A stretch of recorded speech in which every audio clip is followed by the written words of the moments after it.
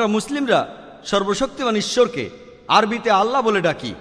আর যে কারণে আমরা সর্বশক্তিমান ঈশ্বরকে আরবিতে আল্লাহ বলে ডাকি, ইংরেজি শব্দ গড না বলে, সেটা হলো ইংরেজি গড শব্দটাকে নিয়ে আপনি অনেক কিছু বানাতে পারেন। যেমন ধরুন, আপনি যদি গডের পরে এস জুড়ে দেন তাহলে সেটা হবে গডস, ঈশ্বরের বহুবচন। আল্লাহর কোনো বহুবচন নেই। কুল হু আল্লাহু আহাদ, বলো তিনি এক এবং অদ্বিতীয়। যদি গডের পরে ESS যোগ করেন তাহলে সেটা হয়ে যায় গডেস, অর্থাৎ মহিলা ঈশ্বর। আল্লাহ সুবহানাহু ওয়া তাআলার কোনো লিঙ্গ নেই, তিনি পুরুষও নন আবার মহিলাও নন। আল্লাহ সুবহানাহু ওয়া তাআলার কোনো লিঙ্গ নেই।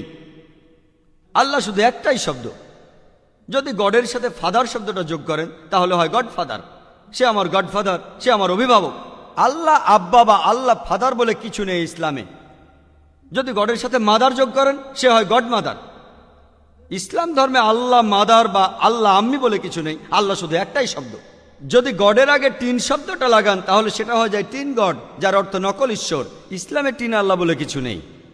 আর এ কারণে আমরা মুসলিমরা সর্বশক্তিমান ঈশ্বর আল্লাহ সুবহানাহু ওয়া তাআলাকে আরবিতে আল্লাহ বলে ডাকি, ইংরেজিতে গড শব্দ না বলে। কিন্তু যদি কোনো লোক, কোনো মুসলমান আল্লাহ সুবহানাহু ওয়া তাআলাকে গড বলে ডাকেন, তাদেরকে বোঝানোর জন্য যারা আল্লাহ সুবহানাহু ওয়া তাআলা সম্পর্কে জানেন না, এতে যদি তারা বোঝে আমাদের কোনো আপত্তি নেই।